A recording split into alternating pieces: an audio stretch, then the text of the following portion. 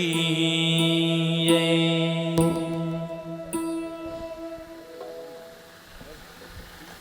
श्री सतगुरु चरण कमलेभ्यो नमः।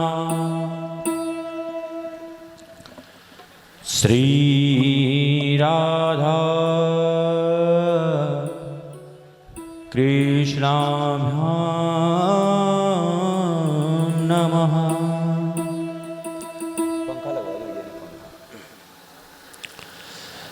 श्रीमाति पितृ चरण कमलेभ्यो नमः। श्री प्राणनाथाय नमः। प्रणम्य परमात्मानं निजानन्दं च सद्गुरुं युगलं प्राणनाथं च यथा पूर्व प्रकाश्यते। जय जय जय राधारमण जय श्री नवल किशोर। जय गोपी चित्ते चोर प्रभु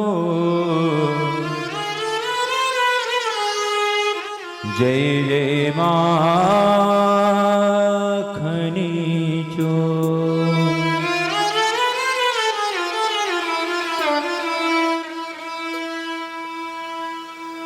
वसुदेवी सुतमुदेवम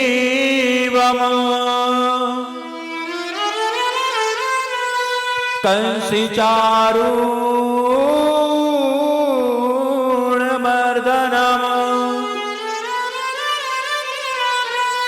देवकी परिमानन्दम श्रीकृष्णं वन्दे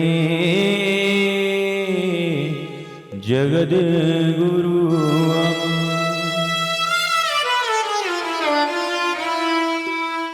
मीहो मणिगिरि वीरखो श्री राधे जुगे पास।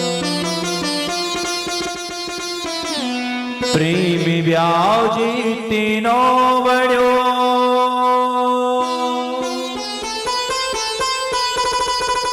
नहीं छूटन किया।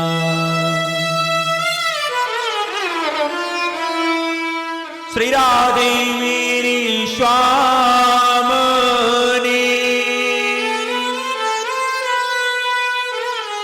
मेरा दे तो दास। जन्म जन्म मोहि दीजियो निज वृंदावनी को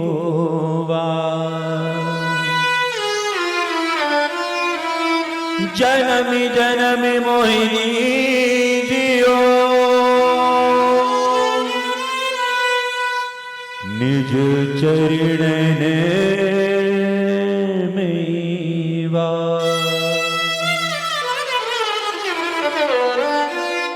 बोले कृष्ण कन्हैया लाल की जय। सद्गुरु महाराज की जय। आज के आनंद की जय। तीनों पुरियों धाम की जय। प्राणनाथ प्यारे की जय। छत्रसाल महाराज की जय। जय जय श्री राधे।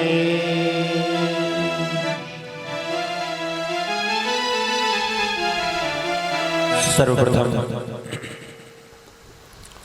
प्रातः स्मरणीय प्रातः वंदनीय परम पूज्य सद्गुरु जी महाराज पूज्य पिताश्री के श्री चरणों में कोटि कोटि प्रणाम करते हुए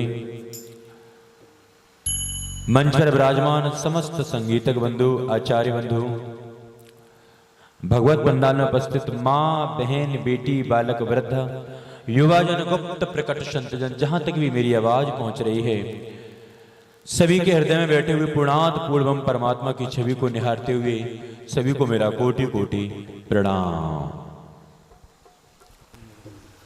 प्यारे भक्तों, प्रभु की असीम अनुकंपा से, प्रभु की मंगल कृपा से आज सने सने हम श्रीमद् भागवत के पंचम दिवस में प्रवेश कर रहे हैं। कल की कथा में आपने श्रवण किया कि किस प्रकार से साक्षात परम धाम के परमात्मा श्री कृष्ण इस धराधारम पर अवतरित हुए। परम पूज्य महाराज श्री ने आपको बड़े विस्तार से बताया। और देखिए, भागवत में भी कहा गया है, वसुदेव गृहे साक्षात भगवान पुरुषः परः। वसुदेव के घर में साक्षात पूर्ण ब्रह्म परमात्मा आए हुए हैं। आज के पहले भगवान के जितने भी अवतार थे, जो भी अवतार धारण करते थे, वह विष्णु अवतार धारण करते थे। लेकिन आज जो साक्षात पूर्ण ब्रह्म परमात्मा आए हैं, इन्होंने कोई अवतार धारण नहीं किया है और ना ही इन्होंने जन्म लिया है। काफी वक्त ऐसा कहते हैं कि कन्हैया ने जन्म लिया है, श्याम सुंदर जन्म नहीं लेते हैं, क्योंकि गीता में कह रहे हैं आत्मा ना जन्म लेती है, ना आत्मा की मृत्यु होती है।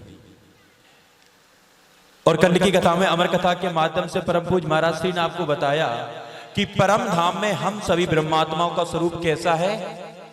चिद स्वरूप, यानी प्रकाशमय स्वरूप।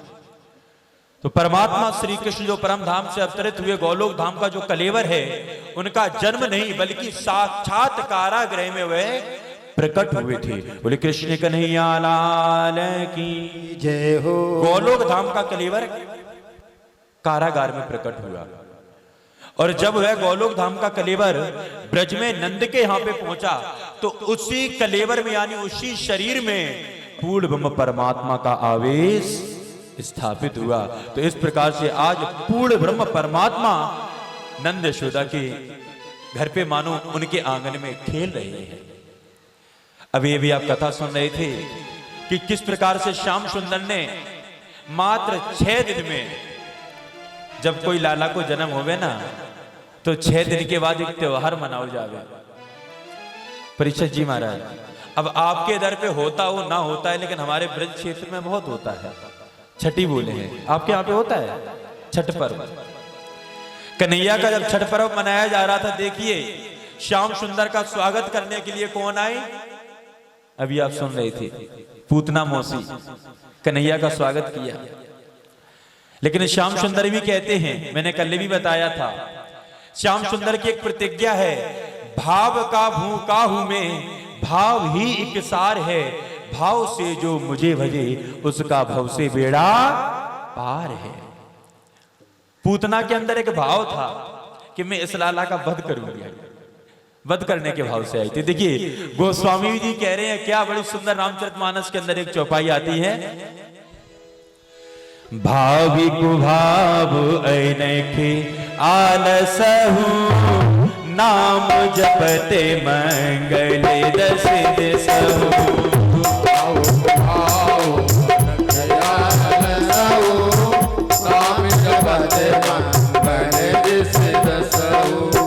भावी कुभाव ऐनखी आलसहु, नाम जपति मंगल दिस दसहु। भावी कुभाव ऐनखी आलसहु, नाम जपति मंगल दिस दसहु। भावी कुभाव ऐनखी आलसहु, नाम जपति मंगल दिस दसहु।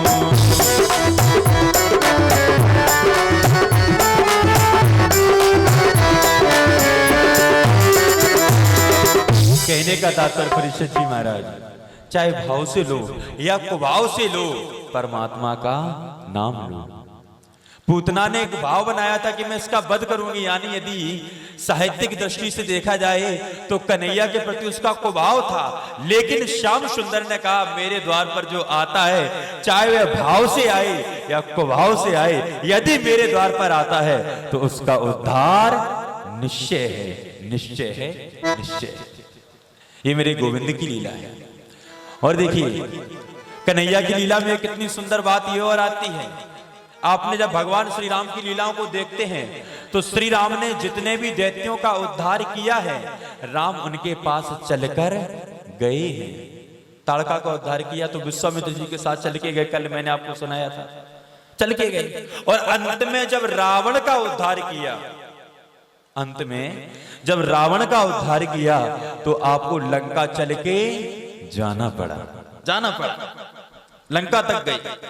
और लेकिन यहां पे कन्हैया की लीला देखिए, कन्हैया कह रहे हैं मेरे पास इतना समय नहीं है।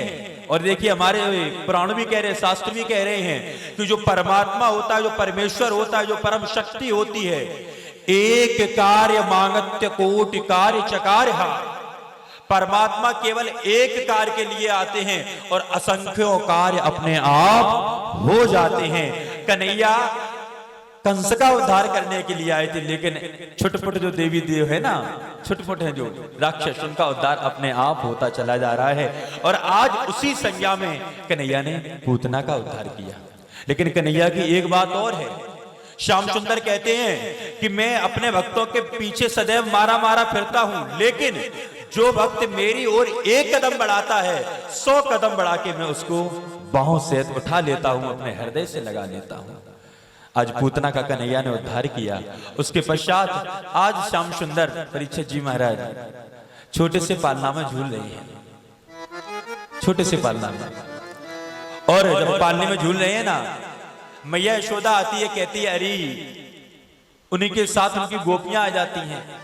गोपियां कहने लगी मैया तू लाला को पालने में तो झुला रही है, तू मेरे को ये बता ये लाला को पालनो काय को बनो है। और आज मैया ने कन्हैया को कहां झुलाया? परीक्षित जी महाराज आप वृंदावन गए हैं? वृंदावन गए कभी? नहीं गए। एक बार वृंदावन अवश्य जाना। पैसा आपके पास ना हो पाए हमसे कह देना, हम दे देंगे, लेकिन वृंदावन जरूर जाना। बोले कृष्ण कन्हैया लाल की। क्योंकि सारे तीर्थ करो 1000 बार और वृंदावन जाओ केवल एक बार। वृंदावन में गली गली में भक्ति डोल रही है, वृंदावन जरूर जाना चाहिए। तो आज श्याम सुंदर जब आप वृंदावन में जाएंगे परीक्षित जी महाराज, तो वहां की जो भूमि है ना, यमुना की रेत की भूमि है, रेतीली भूमि है। तो आज छकड़ा में मैया यशोदा ने क्या किया, एक पालना डाल दिया और उसी में श्याम सुंदर को लिटा दिया। श्याम सुंदर लेटे हुए मानो आज सभी देवता देवी गण आकाश मार्ग से प्रभु के दर्शन को निहार रहे हैं। क्यों? क्योंकि आज पहली बार मैया ने कन्हैया को अपने आंगन से बाहर निकाल के छकड़े के नीचे कन्हैया को सुलाया है। आज सभी देवी देवता प्रभु के दर्शन कर रहे हैं और प्रभु के गुणानुवाद गा रहे हैं। आइए हम भी 2 मिनट प्रभु का गुणानुवाद करेंगे, प्रभु की वंदना करेंगे।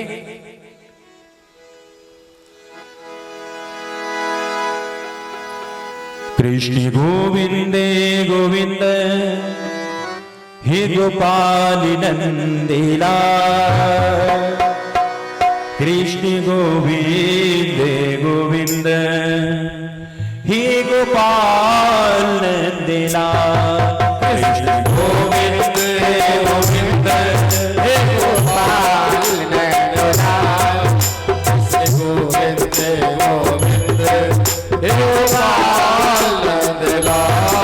कृष्ण गोविंद गोविंद हे गोपाल नंदिला। कृष्ण गोविंद गोविंद हे गोपाल नंदिला। कृष्ण गोविंद गोविंद हे गोपाल नंदिला।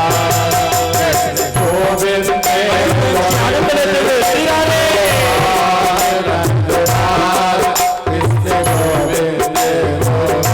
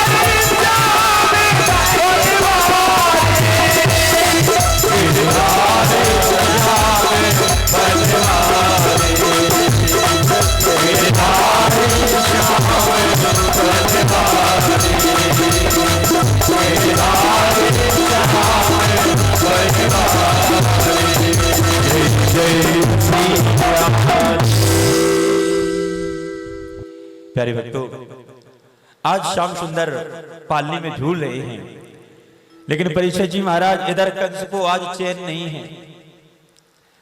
कंस को आज चैन नहीं है। क्यों? आकाशवाणी हुई है ना, तेरा मारने वाला ब्रज में प्रकट हुआ है। परीक्षित जी महाराज, मैंने कल आपको बताया था और विगत 5 दिवस के माध्यम से बता रहा हूं कि व्यक्ति को कभी भी अभिमान नहीं करना चाहिए। आज कंस अभिमान करता गया और उस अभिमान के लोभ पाश में आकर के तरह तरह के पाप करता गया। और जब आज श्याम सुंदर ब्रज में जब प्रकट हो गए ना, तो अब कंस को चैन कहां है, क्योंकि काल तो आ चुका है और काल कंस से बच के निकल भी गया। कहां से चैन मिले?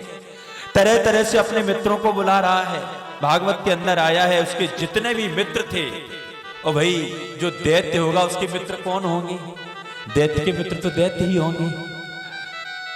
जो दुराचारी पुरुष होगा ना, उसके कभी भी सदाचारी पुरुष मित्र नहीं हो सकते, क्योंकि हमारे शास्त्र और हमारे विद्वान कहते हैं जो सच्चा मित्र होता है ना, जो सदाचारी मित्र होता है, मित्र और गुरु के बारे में बहुत बड़ी बात कही गई है। परीक्षित जी महाराज बड़े ध्यान से सुनना।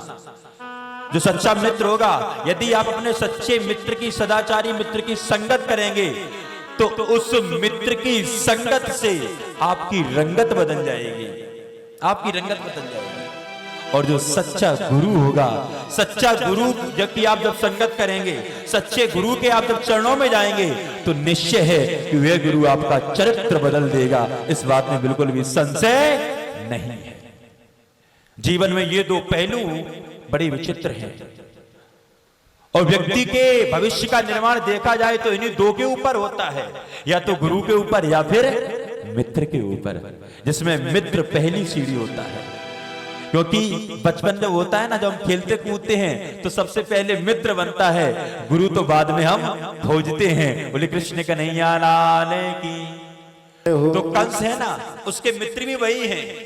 जैसा कंस सोचता है वैसी ही सोच वाले उसके मित्र हैं।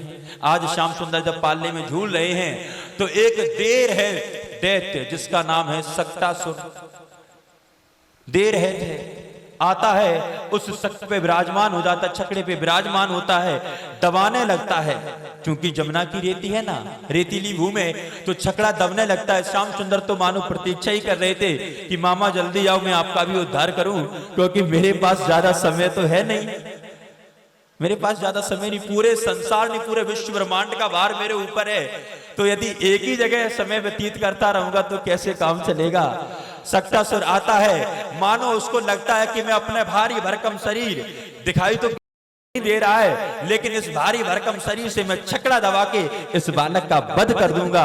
लेकिन श्याम सुंदर की लीला बड़ी विचित्र है। अपने दाहिने पैर के अंगूठे का उसमें थोड़ा सा प्रहार करते हैं, छकड़ा सीधा आकाश में जाता है, और पुनः देखिए कन्हैया की लीला कितनी विचित्र है, अपने ही ऊपर गिराते हैं। बोले कृष्ण कन्हैया लाल की। अपने ही ऊपर गिराया, अपने ऊपर। और जैसे ही वह छकड़ा गिरता है, सक्टासुर का गोविंदाय नमो नमः, और कन्हैया लगे रोने। स्वयं सक्टासुर का उद्धार किया, और जैसे ही छकड़ा ऊपर आके गिरो ना, कन्हैया रोने लग गए। श्याम सुंदर जैसे ही रोई, यशोदा मैया दौड़ के आई, क्योंकि भागवत के अंदर आया है, मैया को जब लाला की प्राप्ति हुई ना, तो उनकी आयु 85 वर्ष की आयु थी। तो भैया कितनी तेज दौड़े तो उस समय लग जाएगा। दौड़ के आती हैं, कन्हैया को लिया, देखा, अंग परीक्षण किया, लाला के कहीं चोट नहीं। प्रभु आपका बहुत बहुत धन्यवाद, आपकी लाख लाख गुहार, आपने मेरे लाला को आज बचाए लो। अगर ये छकड़ा मेरे लाला के ऊपर गिर तो, और जे इसमें दबके पता नहीं इसको कहा है जा, तो मैं तो बता भी नहीं सकती। प्रभु आपका बहुत बहुत धन्यवाद। लाख मनोहार करती है, लेकिन उसको क्या पता, करन करावन करता। वही करने वाले हैं, वही कराने वाले हैं, वही सुनने वाले हैं, वही सुनाने वाले हैं। इसीलिए भगवान कह रहे हैं, एताव देव जिज्ञासम तत्व जिज्ञासुनात्मना अन्वय व्यतिरेखाभ्याम यतिशात सर्वत्र सर्वदा। जो कुछ भी है श्याम ही तो है। देखा जाए तो यशोदा मैया के रूप में भी घनश्याम है, श्याम अपनी लीला स्वयं करते हैं और स्वयं कराते हैं। बोले कृष्ण कन्हैया लाल की। और एक बार क्या होता है, आज श्याम सुंदर पहली बार घुटुओं चले, और जब श्याम सुंदर घुटुओं चले ना, मैया यशोदा को बड़ा आनंद। आपको पता है परीक्षित जी महाराज, इन माताओं बहनों को अपने वात्सल्य का असली आनंद कब प्राप्त होता है? वात्सल्य का मतलब समझे आप लोग? अरे भैया, जब घर में छोरा छोरी होवे तो बाको असली आनंद कब आवे? पता आपको? जब इनके बालक, इनके लली लला इनको अम्मा कह के पुकारे, अम्मा कह के पुकारे तो बड़ो आनंद आवे। आज श्याम सुंदर घुटुओं चले ना, तो घुटुओं चले देखे कन्हैया को मैया यशोदा अति आनंद उमंग अनुरागा, हृदय में अति आनंद है। और देखिए कितना सुंदर यहाँ पे वर्णन आया है। घुटुओं चलत श्री कृष्ण कन्हाई, माती यशोदा देख हरि साई।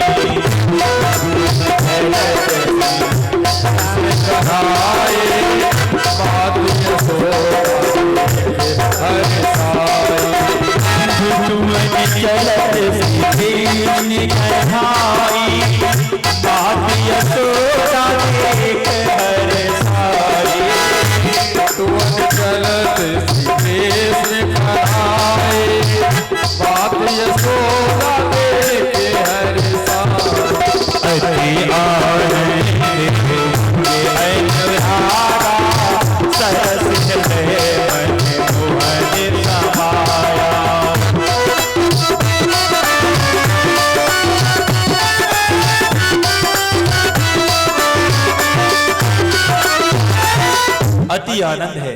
कन्हैया घुटुओं चले, और घुटुओं चलते ही चलते आज कन्हैया ने पहली बार मैया को अम्मा कह के पुकारा। क्या पुकारा? माताओं बहनों बड़े ध्यान देना, श्याम सुंदर ने आज मैया को क्या कह के पुकारा? अम्मा। और वास्तव में देखा जाए हमारे शास्त्र भी कहते हैं कि 95% 95% बालक बालिकाएं जब जन्म लेते हैं तो सबसे पहले जब वे बोलना सीखते हैं तो उनके मुख से शब्द निकलता है अम्मा। या तो अम्मा कहें या फिर बाबा कहें, अम्मा और बाबा, ये दो शब्द सबसे पहले बालक बोलता है।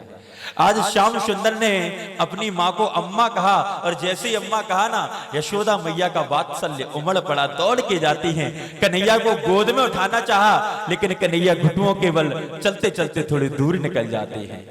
जब बालक घुटुओं चलने लगे ना, तो उसको ये लगता है कि अब मेरे को कोई पकड़ नहीं सकता, अब तो मैं चलने लगा। आज कन्हैया भी मानो वही लीला कर रहे हैं, क्योंकि कन्हैया ने मैया को वरदान दिया था, मैया मैं तेरे साथ ब्रज में पूरी वही लीला करूंगा जो एक बालक माँ के साथ करता है। और वास्तव में देखा जाए परीक्षित जी महाराज, तो इस पूरे विश्व ब्रह्मांड में केवल एक व्यक्ति संपूर्ण हुआ है, वह केवल कृष्ण है। कैसे?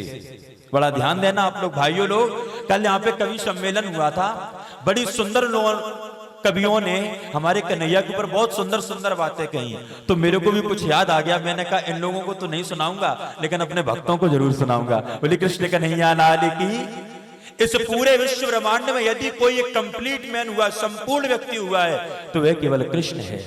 कैसे?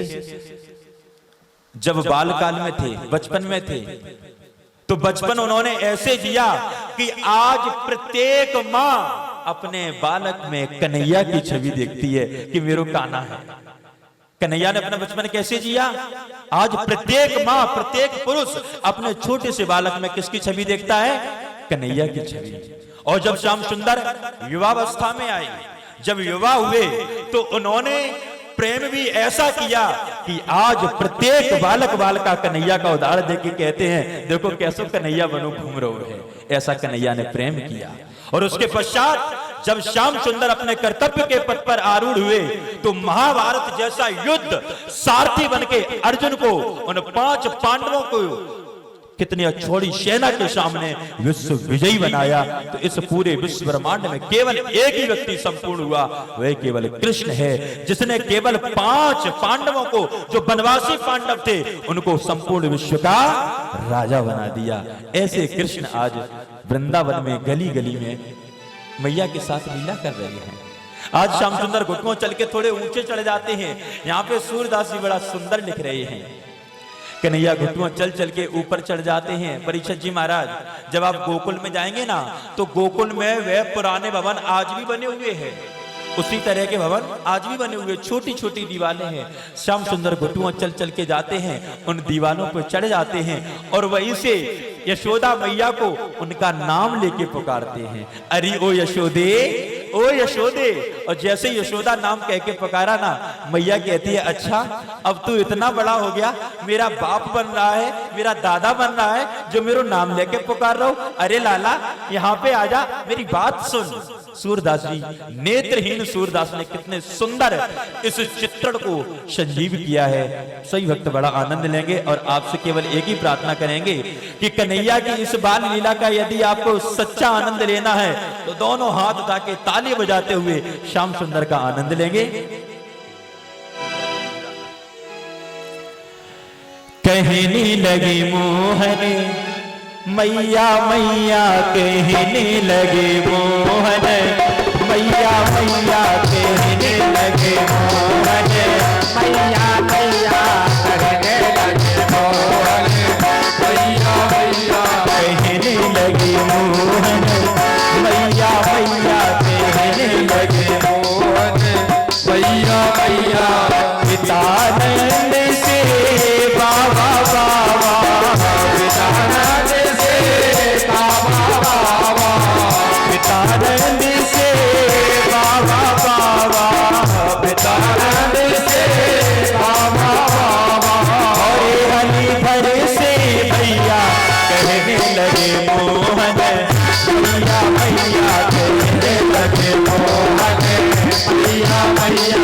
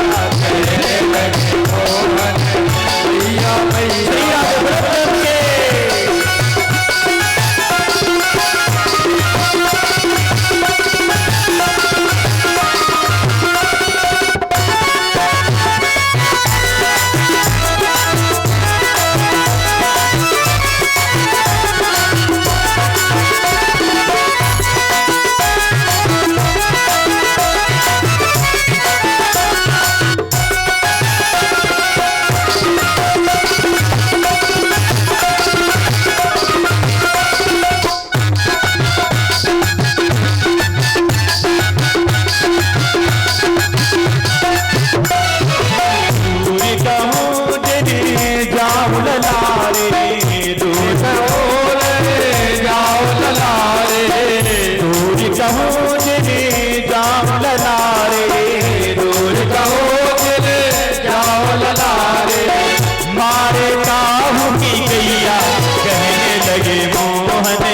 मैया मैया, कहने लगे मोहन मैया मैया, मोहन मैया मैया।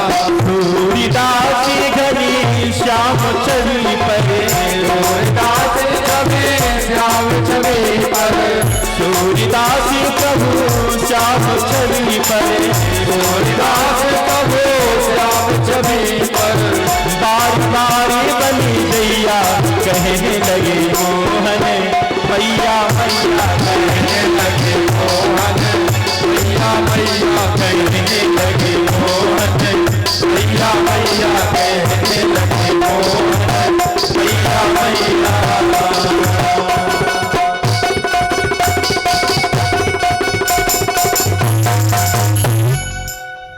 बोले कृष्ण कन्हैया लाल की। आज श्याम सुंदर मैया मैया कह के पुकार रहे हैं। यशोदा मैया कह रही लाला ज्यादा दूर मत जाओ, यदि ज्यादा दूर जाओगे ना तो हम कहां पे हैं? गोकुल में हैं। चारों तरफ गाय बछड़े घूम रहे हैं। लाला तेरे को किसी ना किसी की गऊ मार देगी, कोई ना कोई बछड़ा मार देगा। लेकिन श्याम सुंदर मैया की अब एक नहीं सुन रही है। अंत में यशोदा मैया दौड़ के जाती है, कन्हैया को गोदी में उठा लिया और गोदी में उठा के अपने घर लाती हैं, माखन मिश्री खिलाती हैं। श्याम सुंदर परीक्षित जी महाराज अब धीरे धीरे बड़े होने लगे, और जब बड़े होने लगे तो आपको पता है जो चोर होता है ना वो सबसे पहले चोरी कहां करता है? हमें पता है इस गांव के लोग बहुत भोले हैं, लेकिन इतने भोले भी नहीं हैं, हमें सब पता है। चोर जो बनता है ना सबसे पहले चोरी कहां करता है? अरे भैया पता है तो बोल ही दो। ऐसा लग रहा हो सब लोग हॉस्पिटल में बैठे हुए हैं। भैया हॉस्पिटल नहीं है, ये कथा मंच है और भागवत पंडाल है। चोर सबसे पहले चोरी करना अपने घर पे सीखता है। आज कन्हैया ने भी कहा भैया हम भी बड़े होने लगे, कुछ काम धंधा करें, आगे कैसे काम चलेगा, कुछ तो करना पड़ेगा। कन्हैया ने कहा भाई अपने बिजनेस को बढ़ाएंगे नहीं तो फिर कैसे काम चलेगा, इसलिए अब कन्हैया अपना बिजनेस बढ़ा रहे हैं, व्यापार बढ़ा रहे हैं।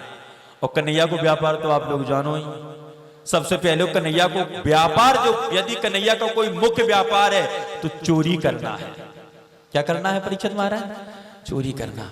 अब उस चोरी में श्याम सुंदर या तो ब्रज का माखन चुराए या फिर हम जैसे भक्तों का हृदय चुराए। कन्हैया तो केवल चोर है और चोर है।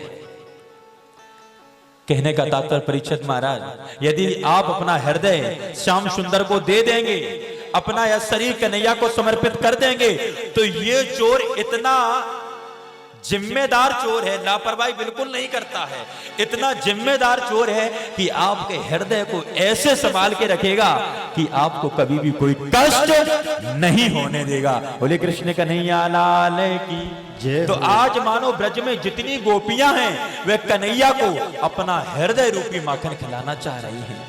आज मैया ने भी वही माखन बनाया हुआ है, बड़े प्रेम पूरे हृदय से कन्हैया के लिए माखन बिलो रही हैं। इधर श्याम सुंदर ने देखा मैया ने माखन रख दियो है।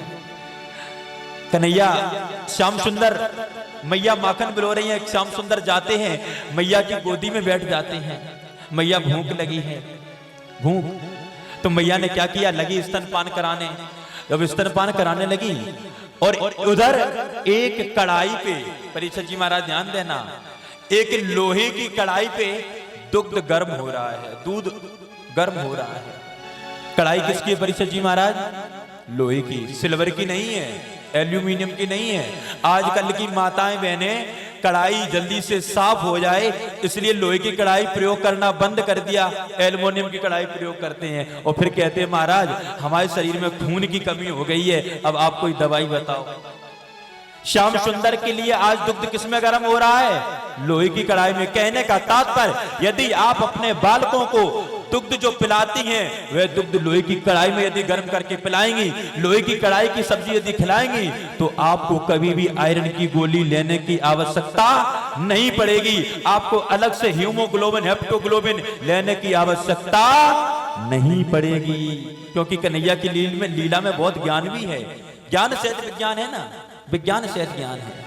लोहे की कढ़ाई में दूध गर्म हो रहा है, उस दूध में उबाल आता है। परीक्षित जी महाराज यहाँ पे बड़ी सुंदर एक मित्रता का उदाहरण प्रयुक्त होता है, बहुत सुंदर मित्रता का उदाहरण है। हाँ ये बात सत्य है कि मित्रता का जब भी कोई मित्रता की बात आती है तो कृष्ण और सुदामा की बात कही जाती है, लेकिन यहाँ पे दूध के अंदर एक मित्र की, बहुत सुंदर मित्र की कहानी है, बहुत सुंदर। और देखिए वह मित्र कौन है? परीक्षित जी महाराज जानना चाहते हैं? कितने लोग जानना चाहते हैं? एक बार हाथ उठाएं। यहाँ के श्रोता तो बहुत अच्छे हैं, पूरी मन से कथा सुनते हैं। हाथ उठा के बोले राधे राधे। अच्छे तो हैं लेकिन मेरे को ऐसो लागे उतने सब मौन भी हैं, सभी मुंह में ताला लगा के आते हैं। भैया राधे राधे जब कहे ना तो राधे राधे तो तेजी से बोलो, राधे राधे बोलते रहोगे ना तो क्या पता आपकी राधे राधे सुनने के लिए एक बार भी कन्हैया आपके पास आ गया तो लाखों लाखों जन्मों की आपकी तपस्या सफल हो जाएगी और गोविंद आपके साथ होगा। इसलिए हाथ लगा के बोले राधे राधे राधे राधे। देखिए दूध के अंदर एक उसका मित्र है परीक्षित जी महाराज, और वह मित्र कौन है? पानी, जल। दूध के अंदर जो उसका मित्र है वह क्या है? जल। जल यानी पानी, आपकी भाषा में बोले तो पानी। और कैसा मित्र है? जिस समय दुग्ध में पानी मिलाया गया तो पानी ने अपना रूप त्याग दिया और दुग्ध का रूप प्राप्त कर लिया। अब 1 लीटर पानी में आप 100 ग्राम, 1 लीटर दूध में आप 100 ग्राम पानी मिलाए दो, फिर का कोई बताए पे कि में कहां पानी है कहां दूध है? कोई बताए पे? कोई नहीं बताए पे। पानी ने अपना रूप त्याग के दूध का रूप धारण कर लिया। तो यहाँ पे दूध कहता है पानी से, अरे मित्र जल, अरे मित्र पानी, तू जब मुझ में मिला तो तूने अपना रूप त्याग दिया, लेकिन मैं भी अपनी मित्रता निभाऊंगा। कब? जब तू बाजार में बेचा जाएगा। जब मैं बाजार में बेचा जाऊंगा तो यदि 40 रुपया लीटर दूध है तो वहां में 100 ग्राम पानी और मिलाए दो, रेट 40 रुपए लीटर ही रहेगा। बोली कृष्ण कन्हैया लाल की। यहां पे दूध ने मित्रता निभाई कि अपने भाव उस पानी को बिकवाया। परीक्षित जी महाराज बड़े ध्यान से सुनना, क्योंकि मित्रता में यहाँ पे एक प्रसंग और आता है कि जो व्यक्ति जितनी अच्छी संगत करता है उसकी वैल्यू, उसका मूल्य उतना ही अधिक होता है। जिस समय आप सब्जी तुलवाने जाएं, बाजार में सब्जी लेने जाएं और सब्जी तुलवाते समय उस सब्जी के पालने में एक मक्खी आके बैठ जाए तो आपको कोई फर्क पड़ेगा? कोई देखेगा भी नहीं उस मक्खी को और वह मक्खी तुल जाएगी। लेकिन वही मक्खी जब आप अपनी प्रिया के लिए कान के कुंडल, गले का हार लेने जाएं सुनार की दुकान पे और सुनार की तराजू में वह मक्खी यदि बैठ जाए तो उस मक्खी का मूल्य कितना होगा आपको खुद इसका अंदाज लगा सकते हैं। इसलिए व्यक्ति को संगत सदैव उच्च कोटि की करनी चाहिए, कभी भी निम्न कोटि की संगत नहीं करनी चाहिए। पानी की और दूध की मित्रता में आज दूध ने पानी को अपने भाव बिकवाया। उसके पश्चात पानी ने कहा, अरे मित्र मैं धन्य धन्य हो गया, तुमने अपने भाव मेरे को बिकवाया, तुमने मेरे को कितना सम्मान दिया, तो अब असली मित्रता दिखाने का समय मेरा है। कब? जब दुग्ध गर्म किया जाता है। परीक्षित जी महाराज आज दूध जब गर्म होता है ना तो हमारी माताएं बहनें जब कढ़ाई में दूध गर्म करती हैं, दूध उबलता है तो उसमें क्या डालते हैं? पानी डालते हैं ना, पानी डाला। क्यों? क्योंकि दूध कहता है, अरे मित्र, मेरा मित्र पानी, तू जल रहा है, मैं तेरे को जलने नहीं दूंगा, मैं इस अग्नि को ही बुझा दूंगा। इसलिए दूध उफान मारता है, लेकिन उसी समय माताएं बहनें उसमें जल के छींटे डाल देती हैं तो उसको उसका मित्र पुनः मिल जाता है तो वह शांत हो जाता है। लेकिन धीरे धीरे धीरे धीरे धीरे धीरे जब वह पानी जल जाता है, बिल्कुल पानी दूध के अंदर नहीं रहता है, तो उसी दूध को परीक्षित जी महाराज कहते हैं क्या? खोया। क्या कहते हैं? खोया। कहने का तात्पर्य इसका नाम खोया क्यों पड़ा? क्योंकि इसने अपना एक सच्चा मित्र खोया जिसका नाम था जल, जिसका नाम था पानी। कहने का तात्पर्य उस पानी ने अपनी इतनी मित्रता निभाई कि स्वयं को तो जला दिया लेकिन दूध को खोया बना दिया। बोले कृष्ण कन्हैया लाल की। इसलिए मित्रता निभाओ तो बिल्कुल मित्र की तरह निभाओ। आज वही दूध जैसे ही कढ़ाई पे उबाल मारा ना, यशोदा मैया ने लिया कन्हैया को एक तरफ रख दिया और दौड़ के जाती हैं, उस दूध को संभालने लगती हैं। परीक्षित जी महाराज इस जो कढ़ाई में दूध गर्म हो रहा था ना, यह साधारण दूध नहीं था। यशोदा मैया अपने लाला को दुग्ध पान कराने के लिए 1000 गऊ का दूध पिलाती थी 100 गऊ को, और 100 गऊ का दूध पिलाती थी 10 गऊओं को, 10 गऊओं का दूध पिलाती थी 1 गऊ को, जो गाय का नाम रखा था सुरभि। उस गाय का दूध गर्म हो रहा था। मैया यशोदा ने जब सोची अगर ये दूध फैल गो तो लाला तो बहुत रोएगो, तो लो कन्हैया को धम्म से वहीं रख दियो, और दौड़ के जाती हैं उस दूध को संभालने लगती हैं। मानो श्याम सुंदर यहाँ पे क्रोध की लीला करते हैं, अपने हाथ को हिलाते हैं। और मैया यशोदा क्या कर रही थी? दही बिलो रही थी। आजकल तो हमारी माताएं बहनें दही बिलोना बंद ही कर दिया। गए मार्केट में, मशीन ले आए और वही से मशीन से मटा फेरन लगे, हाथ से एक्सरसाइज करना बंद कर दिया। पुराने समय में हमारी माताएं बहनें पूरी ताकत लगा के 10-10, 12-12 गऊओं का दूध अकेले फेरती थी, और फिर हम लोगों के पास आती है, महाराज क्या करें, हमारा शरीर बहुत मोटो हो रहे, कछु उपाय बताओ जो फैट कम हो जाए, कछु उपाय बताओ महाराज, हमारे शरीर में बहुत दर्द होते। अरे भैया, जब तुम कछु काम नहीं करे हो तो दर्द तुम्हें नहीं हुई है तो क्या हमें हुई है? सोचने वाली बात है। यशोदा मैया की आयु कितनी है? 85 वर्ष की, लेकिन अपने लाला के लिए अपने हाथ से दधी बिलोती हैं, क्योंकि बालक के अंदर यदि वात्सल्य भाव आपको सच्चा देखना है तो खुद भी मां बनना पड़ेगा, केवल फॉर्मेलिटी अदा करने से कुछ भी होने वाला नहीं है। कन्हैया ने लिया वही रस्सी और जल्दी जल्दी से उस रई को फिराने लगे। कन्हैया ने कहा माखन बिलोए तो पता हो कैसे माखन बिलोए जावे। एक झटका लगता है, मटकी फूट जाती है। परीक्षित जी महाराज, जब कन्हैया को जन्म भयो ना, तो कन्हैया ने इस अवतार में, यहाँ पे कन्हैया ने कैसा रूप धारण किया था? बिल्कुल काला काला, बिल्कुल काला काला। आज कन्हैया ने सोचा कि इससे अच्छा मौका मुझे गोरा होने का नहीं मिलेगा, क्योंकि दूध फैला हुआ है, दधी फैला हुआ है, बोले शायद कुछ कलर में परिवर्तन हो जाए। वैसे भी काले हैं, सभी लोग कहते हैं काला काला है कन्हैया। तो श्याम सुंदर ने लिया हुआ है दधी और उसका पान कर रहे हैं, साथ ही साथ अपने पूरे शरीर में लगा भी रहे हैं। अब भाई आज की तरह उस समय बॉडी लोशन तो आते नहीं थे, कौन कौन फेयर लवली और न जाने क्या क्या नाम है, तरह तरह के नाम उस समय तो थे नहीं। कन्हैया ने कहा भाई यही लगा लें, इससे ही हम गोरे हो जाएंगे। उधर यशोदा मैया लौट के आती हैं, अरे हम तो जाको कारो कारो छोड़ के गए थे, जे भूरो कहाँ ते है गो। अरे लाला, तेने जे का करो, तूने सारे दधी को सत्यानाश कर दो, तूने पूरी मेरी मटकी फोड़ दी। कितनी पुरानी जो मटकी हती, मेरे सासू की परदादी की सासू की जो मटकी हती, और लाला तेने जो मटकी फोड़ दी।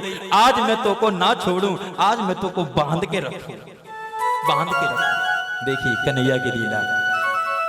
जिन श्याम सुंदर को प्राप्त करने के लिए ऋषि मुनि लाखों लाखों नहीं हजारों हजारों करोड़ों करोड़ों वर्ष तपस्या करते हैं, आज वे श्याम सुंदर मैया के प्रेम के कारण बंधने जा रहे हैं। श्याम सुंदर को लिया, मैया ने ऊखल से बांधना प्रारंभ किया। आप सभी लोग जानते हैं, जब कन्हैया ऊखल से बांधे जा रहे हैं तो रस्सी छोटी पड़ जाती है। कितनी छोटी पड़ती है? परीक्षित जी महाराज, हमने सुनी यहाँ पे कथाएं बहुत होती हैं। कितनी छोटी पड़ती है? 2 अंगुल रस्सी छोटी पड़ जाती है। परीक्षित जी महाराज, एक सोचने का विषय है, जिसके घर में 10 लाख गौएं हो, कितनी? 10 लाख गौएं, क्या रस्सी की वहां पे कोई कमी होगी? नहीं होगी। अपने घर पे 10 गैया पाल के देख लियो, पता चल जाए आपको, कम से कम बोरी खान तो रस्सी आ ही जाएगी, केवल 10 गौओं में। और यहाँ पे तो 10 लाख गौएं हैं, देखा जाए तो कम से कम इतनी रस्सी तो होगी कि पूरे खूजा में आ जाए, लेकिन वहां पे भी रस्सी छोटी पड़ रही है। श्री सुखदेव जी महाराज कहते हैं, परीक्षित जी महाराज प्रश्न करते हैं सुखदेव जी महाराज से, प्रभु ये बात आपकी मुझे समझ में नहीं आई कि रस्सी छोटी क्यों पड़ रही है? भाई रस्सी तो बहुत है, फिर रस्सी छोटी क्यों पड़ रही है? तो यहाँ पे मानो श्री सुखदेव जी कहते हैं, हे राजन परीक्षित, रस्सी छोटी पड़ रही है क्यों? परीक्षित जी महाराज, आपने रस्सी देखी होगी, रस्सी में क्या होता है? ऐंठ। क्या होता है?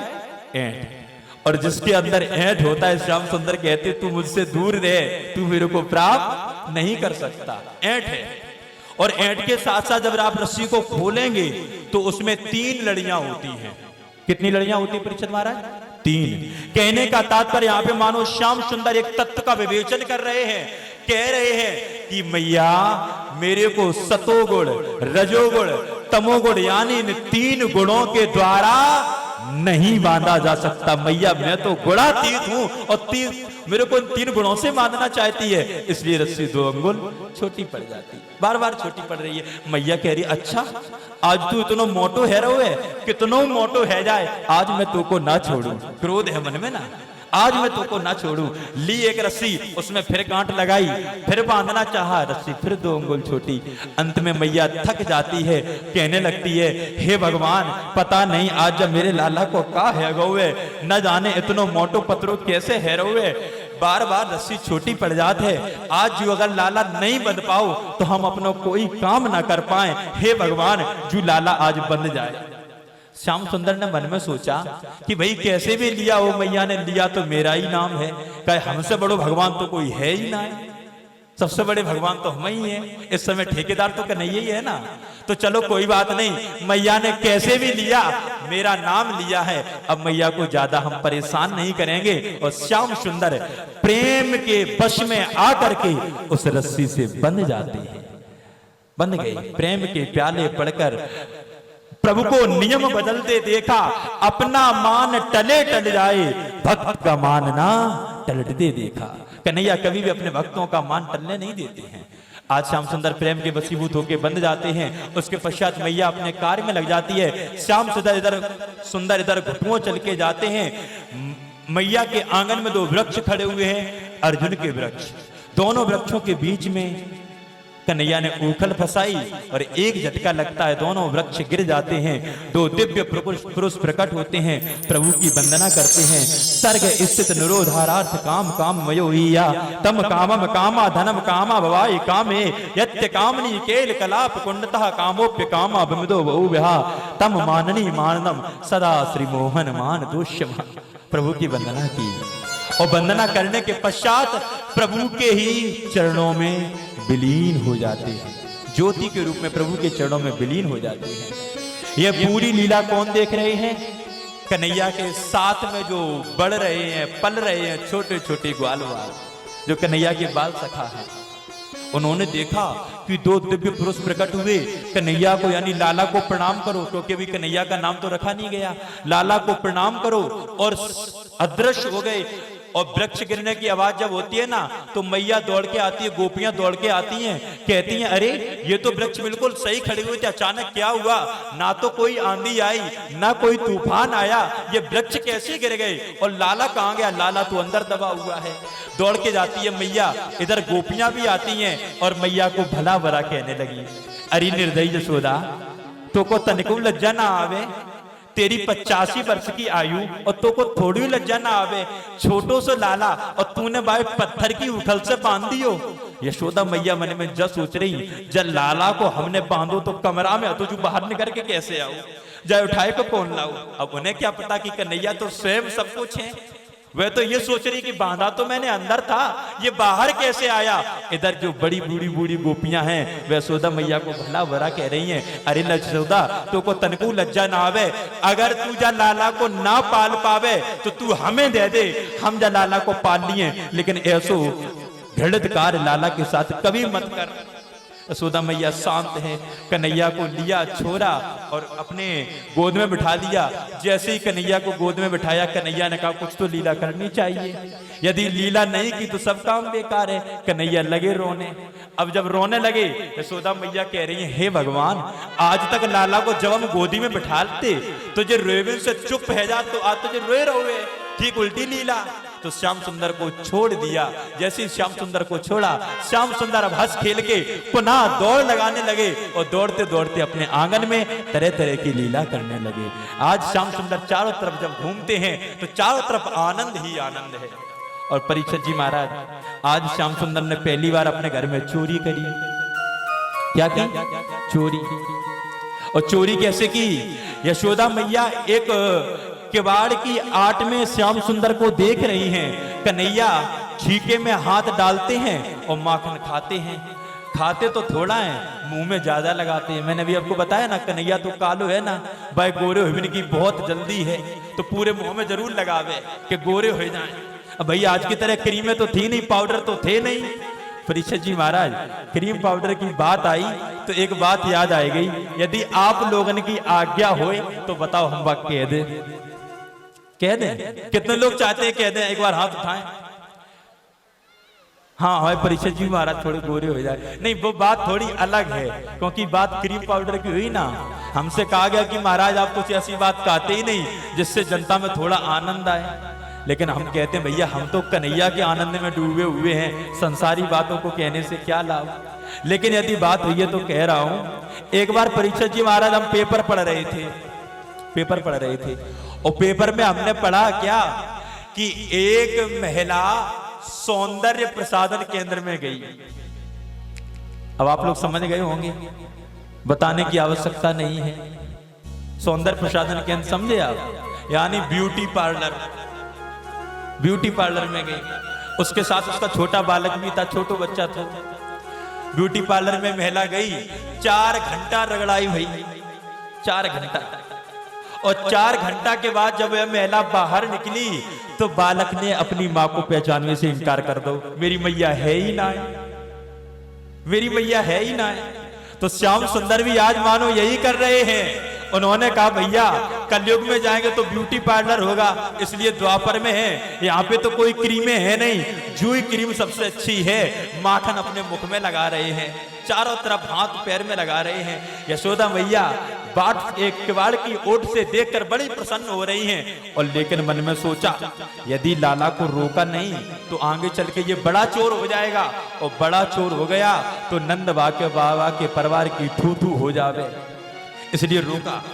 दौड़ के गई, कायरे लाला चोरी करे, अब माखन मुंह में है, अब माखन को बड़ो गोला परीक्षित महाराज मुंह में रखो है, एकदम से लीलो नहीं सकत, थोड़ो थोड़ो लील रहे हैं, तो बोल नहीं रहे, मुंह बंद करके इशारा कर रही है, मैया मैंने माखन नहीं खाया। कितना सुंदर यहाँ पे सूरदास जी महाराज लिख रहे हैं, मैया मोरी मैं नहीं माखन खायो। मैया मैं माखन कैसे खा सकता हूँ? अच्छा तो तेरे हाथ में जो ये माखन लगा है, तेरे मुख में माखन लगा है, ये माखन कहां से आया? अब देखिए कन्हैया क्या कह रहे हैं, मैया सच्ची बात तो ये है, जैसे ही तू आई ना तो को देख के ये जो कालो कालो अपनी परछाई बता रहे हैं, निज परछाई देते बताई मैया ने माखन खाई। निज परछाई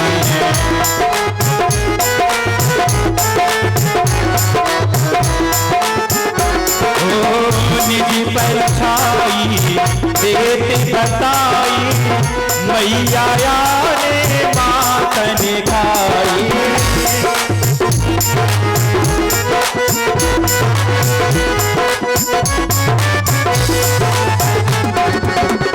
परछाई देते बताई मैया ने माखन खाई।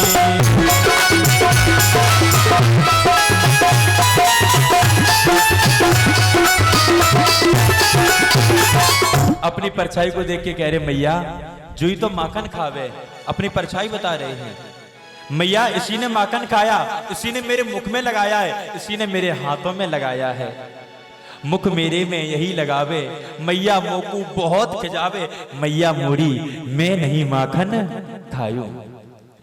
आज मैया कह रही अच्छा अब तू झूठ भी बोलने लगा, झूठ बोलना किसने सिखायो?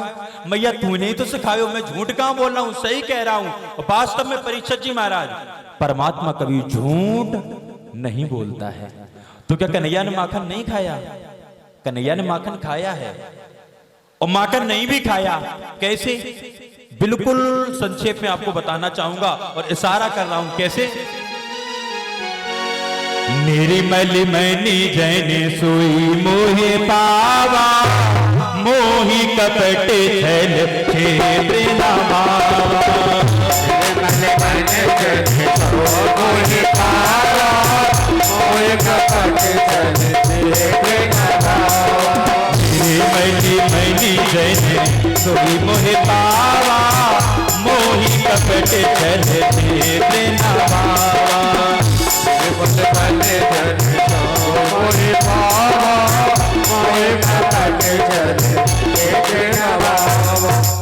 परीक्षित जी महाराज ध्यान देना भाइयों, निर्मल मन जन सोई मोहे पावा, मोहे कपट छल छिद्र ना भावा।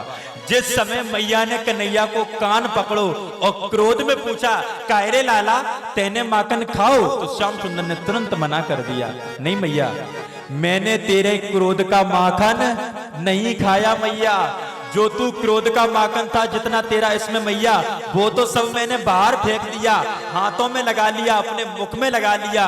लेकिन मैया जो तेरे प्रेम का माखन था उसको मैंने अपने मुख में पाया है। कहने का तात्पर्य निर्मल मन जन सोई मोय पावा, जिसका हृदय अत्यंत निर्मल है, मक्खन की तरह निर्मल है, वही व्यक्ति मेरे को प्राप्त कर सकता है। मोहे कपट छल छिद्र ना पावा, जिसके हृदय में छल कपट ईर्षा द्वेष घृणा की भावना होती है, वह व्यक्ति मेरे को कभी भी प्राप्त नहीं कर सकता है। तो इसलिए प्यारे भगवत प्रेमियों, यदि कन्हैया को प्राप्त करना है तो मक्खन की तरह अपना हृदय बनाओ।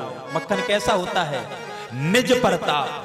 खुद यदि आप मक्खन को अपनी हथेली पे रखेंगे ना तो वह तुरंत बह जाएगा, और जब तक मटकी में तब तक वो सुरक्षित है, लेकिन जैसे ही आप अपने हथेली पे रखेंगे मक्खन बहने लगेगा। अपने ही ताप से उसको कोई दिक्कत नहीं है, लेकिन जैसे ही किसी दूसरे को कष्ट होता है वह मक्खन तुरंत बह जाता है। श्याम सुंदर का हृदय भी बिल्कुल मक्खन के समान है। इसलिए प्यारे भक्तों, यदि आप परमात्मा श्री कृष्ण की भक्ति को सच्चे में प्राप्त करना चाहते हैं तो छल कपट ईर्षा द्वेष इन सभी से दूर हो जाएं, राग से दूर हो जाएं, प्रभु के अनुराग में डूब जाएं, तो निश्चय ही गोविंद आपके साथ होगा। मैया मोरी मैंने ही तेरो माखन खायो। मैया जो प्रेम का माखन है वो माखन खाया। ये सारी वार्ता हो ही रही थी ना, ठीक उसी समय आ गई ललता विशाखा सुंदरा इंदिरा। मैया जे तेरो लाला तेरे घर पे चोरी करे ताके मारे तू कछु ना कहे, यदि ये मेरे घर पे चोरी करवे आतो ना तो या की चोरी एक दिन में छुड़ाई देती। किसने कहा परीक्षित जी महाराज? ललता विशाखा सुंदरा इंदिरा मांडवी इत्यादि बहुत शक्तियां हैं, और वो तो कन्हैया की प्रतीक्षा कर रही थी, कन्हैया कब आएगा, मेरे घर का माखन खाएगा। लेकिन आज यहाँ पे मानो उलाना दे रही है, मैया जे तेरो लाला तेरे घर पे चोरी करे ताके मारे तू कछु ना कहे, यदि मेरे घर पे चोरी करवे आवे ना तो मार मार लपटी या कि एक दिन में चोरी छुड़ाए दे। श्याम सुंदर ने मन में सोचा, अच्छा ये मुझे निमंत्रण मिल रहा है कि धमकी मिल रही है? परीक्षित जी महाराज कन्हैया को बुलाओ, यदि आप प्रेमपूर्ण हृदय से बुलाओगे तो श्याम सुंदर आएगा, इसमें बिल्कुल भी संदेह नहीं है। आज देखिए गोपियां बुला रही हैं, कैसे मेरे घर पे आए तो चोरी एक दिन में छुड़ाए दूं। कन्हैया ने भी सोचा ये मुझे धमकी मिल रही है कि निमंत्रण मिल रहा है। यदि भैया निमंत्रण मिल रहा है तो जो व्यक्ति मेरे को प्रेम पूर्ण हृदय से बुलाता है तो मैं उसके द्वार पर अवश्य जाता हूं, और यदि मेरे को धमकी मिल रही है तो धमकी में किसी के बाप की बर्दाश्त करता नहीं हूं। अरे गोपियों, कल तुम्हारे घर पे नंबर है, कल नंबर तुम्हारो ही है। ललता ने भी आज क्या किया? प्रेम पूर्ण हृदय से कन्हैया को निमंत्रण दिया है ना, तो उसको विश्वास था यदि मैंने कन्हैया को प्रेम से पुकारा है तो गोविंद मेरा माखन खाने के लिए अवश्य आएगा। बड़े प्रेम से माखन निकाला, और आज ललता ने छींका थोड़ा नीचे टांगा। क्यों? छोटा सा कन्हैया है, ज्यादा बड़ी बाहें नहीं है, छींके तक हाथ नहीं पहुंच पाएगा, इसलिए छींका भी थोड़ा नीचे टांगा। और कन्हैया का चिंतन कर करके कि अभी कन्हैया आएगा, अभी कन्हैया आएगा, उसी चिंतन में उसको निद्रा आ गई, ललता सो गई। चिंतन किसका कर रही है? श्याम सुंदर का। चिंतन करते करते सो गई। उधर श्याम सुंदर ने अपनी पूरी मंडली एकत्रित की, धनसुख मनसुख श्रीदामा इत्यादि सभी ग्वाल वालों को एकत्रित किया और पहुंच गए ललता के घर पे। जितनी गौएं थी सारी गौएं छोड़ दी, बछड़े छोड़ दिए, बंदरों को बुला रहे, आ जाओ भैया माखन का भंडारा है, माखन खा जाओ। और यहाँ पे क्या होता है, सबसे नीचे 5 ग्वालवाल। परीक्षित जी महाराज और हमारे श्रोतागणों बड़ा ध्यान से सुनना, सबसे नीचे 5 ग्वालवाल, 5 के ऊपर 3 और 3 के ऊपर स्वयं श्याम सुंदर विराजमान है। सुखदेव जी महाराज कह रहे हैं कि हे राजन परीक्षित, कन्हैया की जो लीला है वास्तव में 2 प्रकार की है, व्यवहार की और वास्तु की। व्यवहार की लीला में तो 5 के ऊपर 3 के ऊपर श्याम सुंदर दिख रहे हैं, लेकिन जो वास्तु की लीला है वह कुछ अलग है। क्या? 5 तत्व, चित्त जल पावक पृथ्वी जल अग्नि वायु आकाश, 5 तत्व, और 5 तत्व के ऊपर तीन गुण, सतोगुण, रजोगुण और तमोगुण। कहने का तात्पर्य मानो यहाँ पे श्याम सुंदर कह रहे हैं कि ये पांच तत्व के ऊपर तीन गुण यानी ब्रह्मा, विष्णु और शिव, इनके ऊपर भी जो सत्ता करता है उसको परमात्मा कहते हैं। बोले कृष्ण कन्हैया लाल की। सबसे ऊपर विराजमान है और लगे माखन खाने। बड़ा सुंदर माखन है, खुद खा रहे हैं, बंदरों को खिला रहे हैं। सबसे नीचे लगा हुआ है श्री दामा, उसका एक पैर थोड़ा सा छोटा हो गया परीक्षित जी महाराज।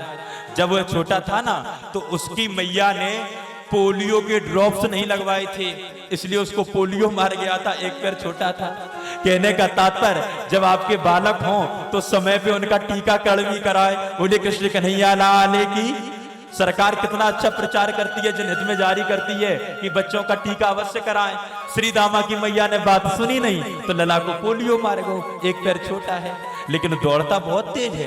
कन्हैया को प्रेम भी बहुत करता है, बहुत प्रेम करता है। अरे कन्हैया, तेरे घर पे तो नित नौ माखन हो बे, 10-10 लाख गौवे हैं, तेरे बाबा राजा है, तू तो रोज 9 माखन खावे। भैया हमें माखन जब तहु मिलत है, माखन मुझे खिला, तू क्यों खा रहा है? श्याम सुंदर कह रहे हैं भैया छोटी छोटी बाएं हैं और तू तो नीचे खड़ो है, हम कैसे दे, गिर पड़ेगी। थोड़ी देर रुक जा, पहले हम माखन खा लें, फिर पूरा छीको लेकर नीचे आएंगे, तू भी खाना, सब बाल बाल खाएंगे। श्री दामा कहता जल्दी करो नहीं तो मैं हट जा रहा हूं। कन्हैया कहते भैया हम तेरे पैया पर हैं, तू हटिए ना, अगर तू हट गो तो सब काम बिगड़ जाएगा, इसलिए तू हटिए ना। इधर परीक्षित महाराज ये खटपट होती है, वार्तालाप होती है, ललिता की आंख खुल जाती है, खुल जाती है। क्यों? क्योंकि चौकन्नी थी, आज चोर आएगा, चौकन्नी थी। आंख खुलती है, जैसे ही देखा अच्छा यहाँ पे तो पूरी कमेटी आ गई है, मैंने तो केवल एक को बुलाया था, यहाँ पे तो पूरा वंश आ गया चोरों का। दौड़ के जाती है उन चोरों को पकड़ने के लिए, नीचे के 5 हटते हैं, ऊपर के 3 गिरते हैं। परीक्षित जी महाराज यहाँ पे भी ध्यान देना, जैसे ही 5 तत्व मिटते हैं उसी समय त्रिगुण के देवता भी मिट जाते हैं, लेकिन जो परमात्मा होता है उसका कभी भी कोई कुछ बिगाड़ नहीं सकता है। श्याम सुंदर छीका पकड़ के लटके हुए हैं, वह कहां गिरने वाली है, लटके हुए हैं। ललिता कहती है अच्छा कल निमंत्रण दिया था, आज ही पधार गए, इतनी जल्दी मेरे को आशंका नहीं थी कितनी जल्दी आओगे। दौड़ के जाती है। सबसे पहले तो परीक्षित जी महाराज मैंने प्रथम दिवस की कथा में आपको बताया था कि प्रत्येक व्यक्ति इस संसार में दुख देख रहा है, प्रत्येक व्यक्ति इस दुख रूपी संसार में दुख देखने के लिए ही आया है, लेकिन इस दुख को दूर किया जा सकता है कैसे? श्री कृष्ण चरणाम भोजम स्मरम दुखम गमष्यति। परमात्मा श्री कृष्ण के चरण कमल का ध्यान करने मात्र से संसार के सारे दुख दूर हो जाते हैं। आज वही चरण कमल धन्य है वह ललिता अपने हृदय से लगा लिया।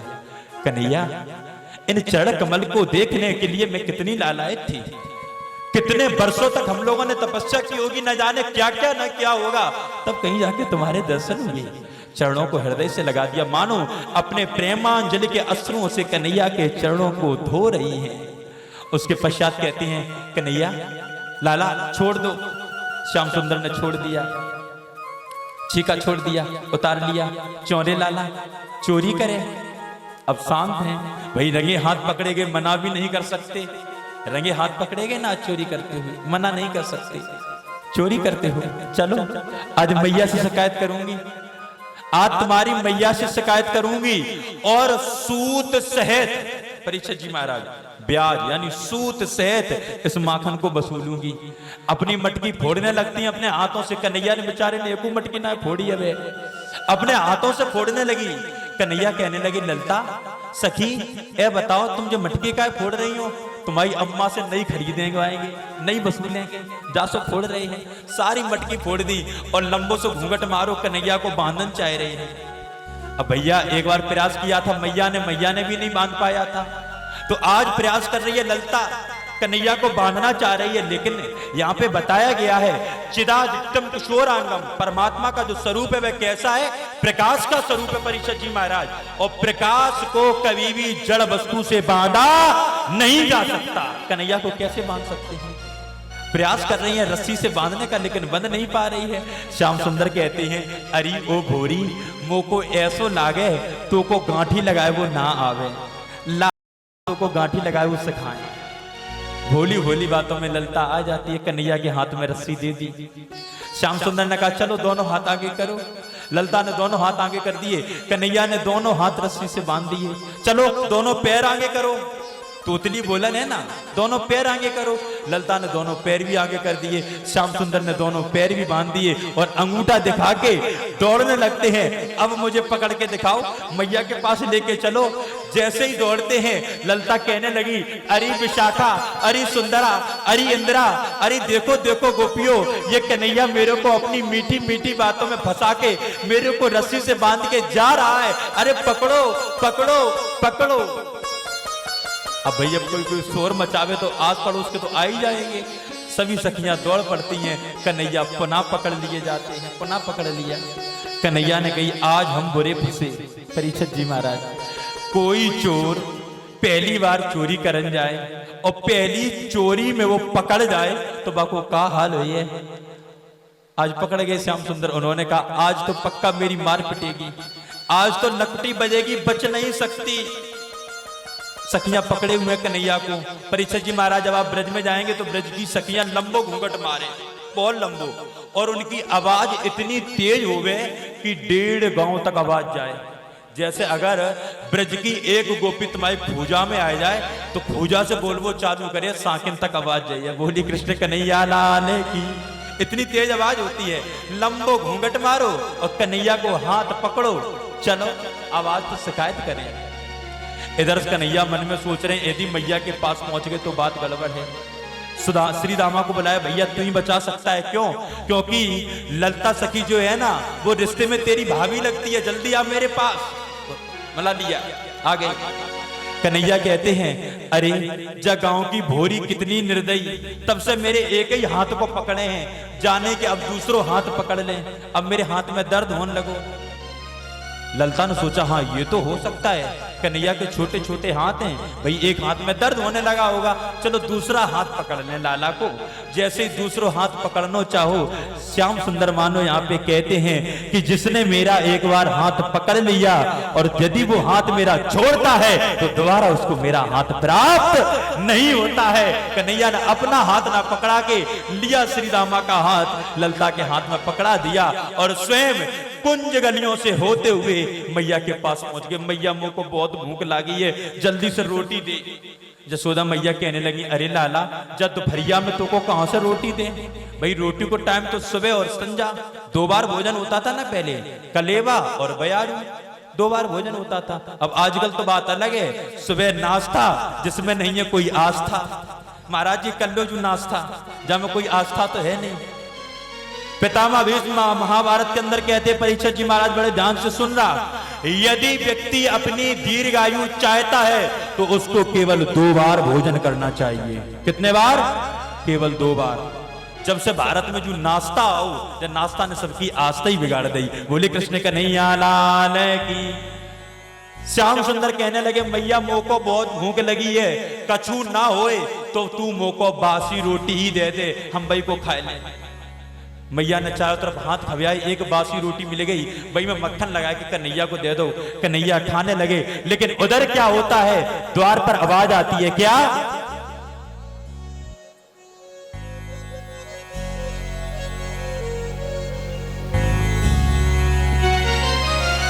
अरे मैया कन्हैया की शरारती क्या कहूं नटखट की, मैं तकिया फोड़ दी मेरी माँ, मैं तकिया फोड़ दी मेरी। अरे मैया कन्हैया की शिकायत क्या कहो नटखट पे, तकिया फोड़ दी मेरी माँ, मैं तकिया फोड़ दी मेरी। श्री राज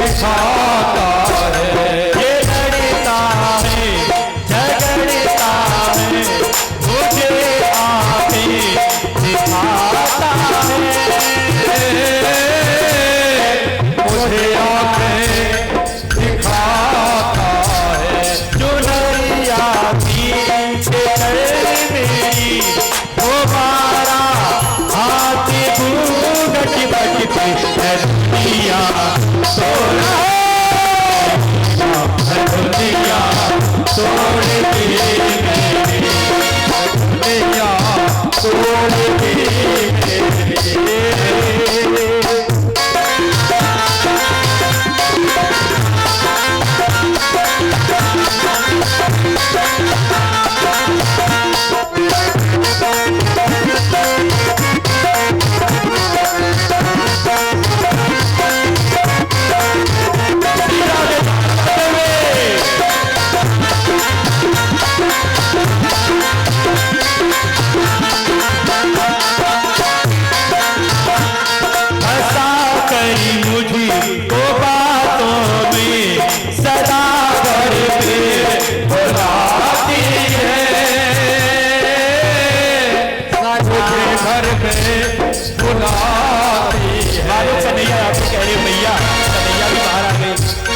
भैया ये गोपियां बिल्कुल झूठ बोल रही हैं।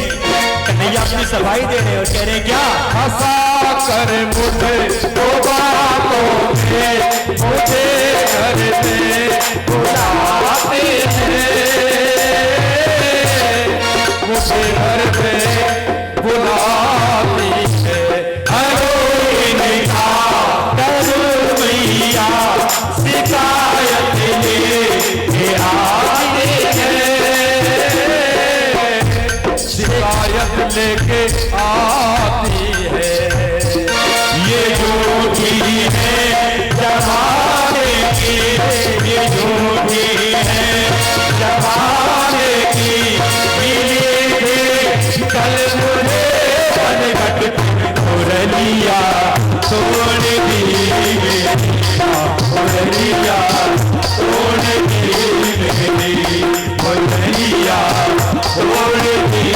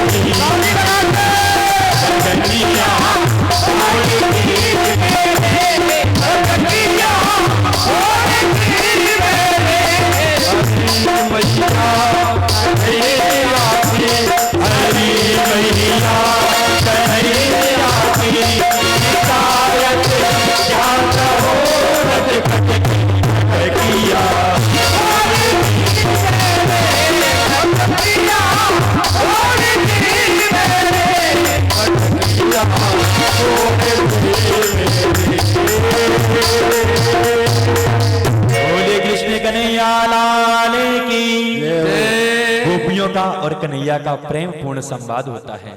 यहाँ पे मानो यशोदा मैया शांत खड़ी हुई हैं। अभी कन्हैया और गोपियों ने अपनी अपनी बात कही ना, अब गोपी शांत होगी तो कन्हैया कहती हैं, अरे भाई गोपियों पहले ये बताओ तुमने मेरे लाला को चोरी करके पकड़ो है? अरे मैया आज तो रंगे हाथ पकड़ के लाई हूं, जे देख तेरो लाला है। यहाँ पे यशोदा मैया कहती हैं, परीक्षित जी महाराज अगर ब्रज की भाषा में कहें तो आप ये कहेंगे महाराज आप क्या कह रहे हो?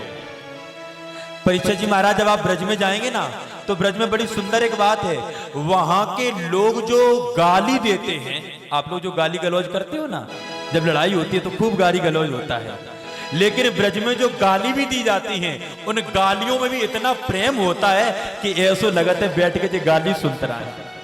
एक बार हम लोग टूंडला क्षेत्र में कथा कह रहे थे, ब्रज क्षेत्र ही आता है ना पूरा, टूंडला में कथा कह रहे थे तो एक जगह झगड़ा हो रहा तो परीक्षित महाराज और पुरुष वर्ग में झगड़ा हो रहा था एक दूसरे का। तो इसमें एक व्यक्ति कहता है, अरे भैया ज्यादा मत बोलो, यदि ज्यादा बोलोगे तो मेरे पैर की पनैया तुम्हारे सर पे विराजेंगी। समझो परीक्षित जी महाराज, यदि ज्यादा बोलोगे तो मेरे पैर की पनैया तुम्हारे सर पे विराजेंगी। और जुई झगड़ा अगर जगराम पूजा में हिरो हो तो ज्यादा ना बोलो, ना उठाए के अभियान तुम्हारे हम आगे आप लोग समझ ही गई का मारे हो। अब समझो ब्रज में कैसे कहा जाता है, अर्थ दोनों का एक ही है लेकिन शब्दों का खेल है। आज जसोदा मैया कह रही हैं, अरी ओ भोरी, अरी ओ राण की राण, तनिक अपनो घूंघट तो हटा, अपने खसम को हाथ पकड़े और मेरे लाला को दोष लगावे। क्यों? क्योंकि ललता को रिश्ते में श्री दामा लागे देवर। तो यहाँ पे आज सब बात हो गई गड़बड़। देवर को हाथ पकड़े हैं, जैसे ही घूंघट हटाओ, अरे जो तो मेरे देवर है, तुम कहां से आए गए? जल्दी से हाथ छोड़ा और घूंघट पुनः डाल लिया। शर्मा गई, लज्जा गई और मन में सोचने लगी, पकड़ो तो हमने कन्हैया को, तो जे कहां से आए गो। श्री दामा भी भाग पड़ता है। इधर श्याम सुंदर अब आई गए हैं, कहने लगे, हाँ मैया, जे मनाता को पकड़ ले आती हैं और तुम्हारे लाला को दोष लगावे। जसोदा मैया बड़बड़ान लगी, तुम लोग तब तक मेरे लाला को दोष लगाओगे, मेरे लाला को तब तक चोर बनाओगे, आगे चल के फिर मेरे लाला को ब्याह ना होवे। परीक्षित जी महाराज, आप क्यों ध्यान ना दो, आप मेरी तरफ ध्यान दो, सब व्यवस्था अपने आप बनते रहे। बोले कृष्ण कन्हैया लाल की।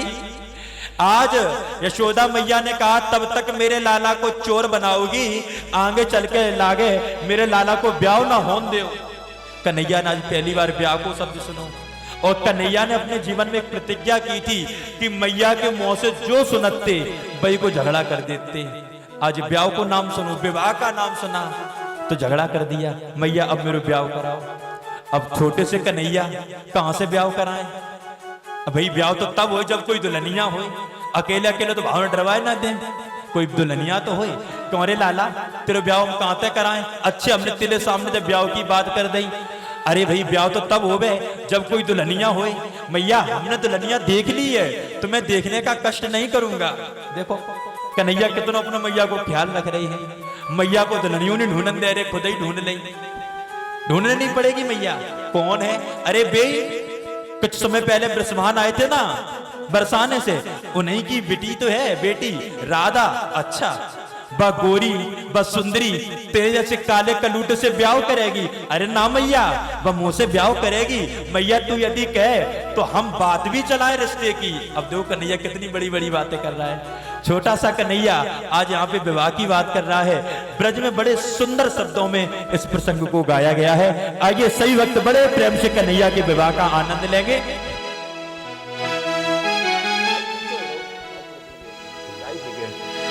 राधिका गोरी से कन्हैया कह रहे, मैया दुल्हनिया हमने ढूंढ ली है, अब ब्याह कराए वो जिम्मेदारी तुम्हारी है। परीक्षित जी महाराज, आप चाहो तो कन्हैया को ब्याह चाहो तो दोनों हाथ उठा के ताली जरूर दइयो। और जब ब्याह हो दे परीक्षित जी महाराज, आपके लड़का को ब्याह हो वे नहीं भाऊ, जब आपके परिवार में कोई ब्याह हुई है तो फिर बैंड बाजा आते, और बैंड बाजा जब आते तो बैंड बाजा के सामने क्या होते? नागिन डांस। बोले कृष्ण कन्हैया लाल की। लेकिन आप लोग यहाँ पे नागिन डांस मत करना, क्योंकि कन्हैया की भक्ति में जो नृत्य होता है, जो बधाई डाली जाती है ना, वो बड़े आनंद का नृत्य होता है। जो वक्त बधाई डालना चाहे कन्हैया के इस प्रेम प्रसंग में आज हमारे हैं। आज हमारे परीक्षित जी बधाई डालेंगे, हम देखेंगे कैसा आप कैसी बधाई डालेंगे। राधिका गोरी सी बिरज की छोरी सी मैया करा दे छोरी से छोरी से मैया करा दे मेरो ब्याह। उम्र तेरी छोटी है, अरे मैया तेरी छोटी है, उम्र तेरी छोटी है, नगर छोटी है, कैसे करा दो तेरा ब्याह? कैसे करा दूं ब्याह?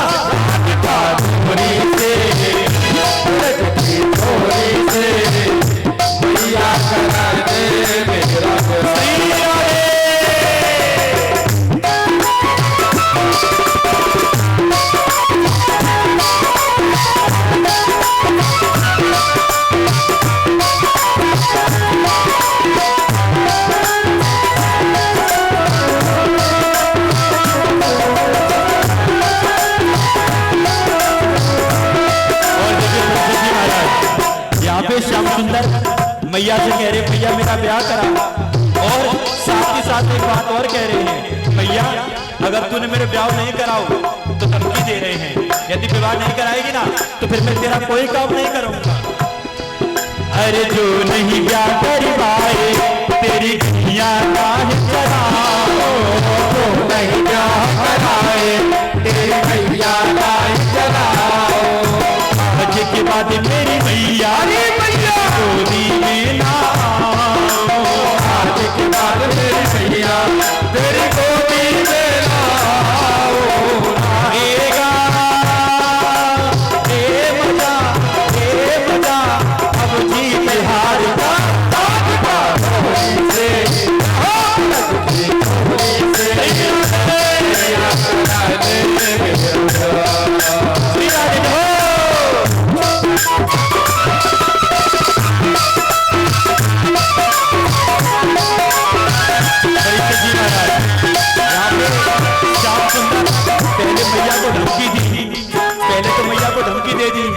उसके बाद फिर मन में सोचा मैया को धमकी तो दे दी, लेकिन केवल धमकी से काम नहीं चलेगा, तो मैया को लाभ बता रहे हैं, मैया अगर तू मेरा विवाह करा देगी ना तो बासे को कब लाभ होएगो, तो को ज्यादा लाभ होएगो। कैसे? अरे चंदन की चौकी पर मैया तुझको बैठाऊं, चंदन की चौकी पर मैया तुझको बैठाऊं, चंदन की चौकी पर मैया तुझको बैठाऊं, चंदन की चौकी पर मैया तुझको बैठाऊं। अपनी राधा से मैं चढ़ तेरे दबकाऊं, अपनी राधा से मैं चढ़ तेरे दबकाऊं। भोजन में बलवाऊंगा बलवाऊंगा चप्पल निकाल के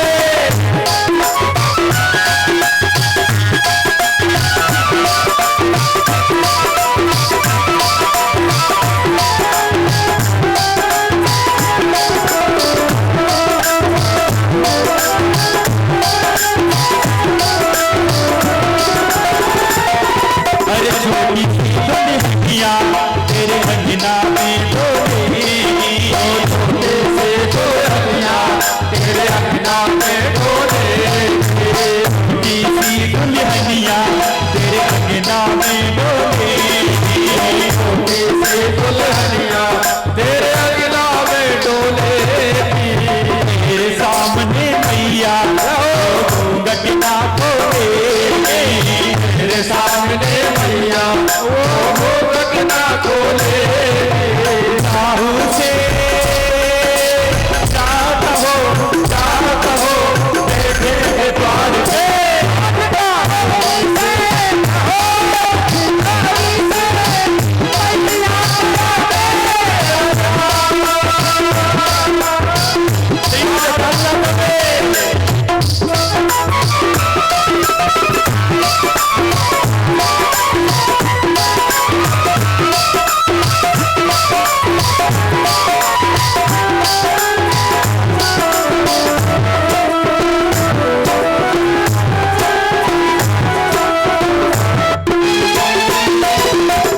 बातें गाना की मैया बैठी मुस्काए, बातें गाना की मैया बैठी मुस्काए, बातें गाना की मैया बैठी मुस्काए, बातें गाना की मैया बैठी मुस्काए। लेके मनैया मैया हृदय से अपने लगाए, मनैया मैया नजर कहीं लग जाएगा मेरे गोपाल को,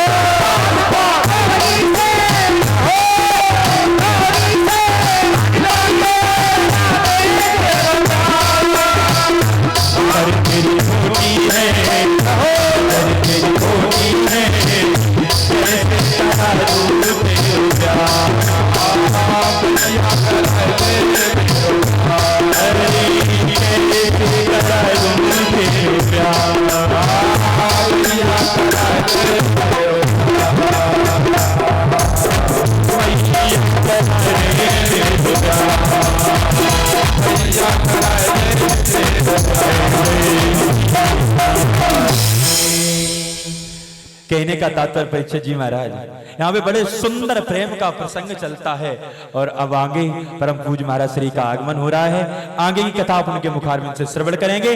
बोले कृष्ण कन्हैया लाल की जय।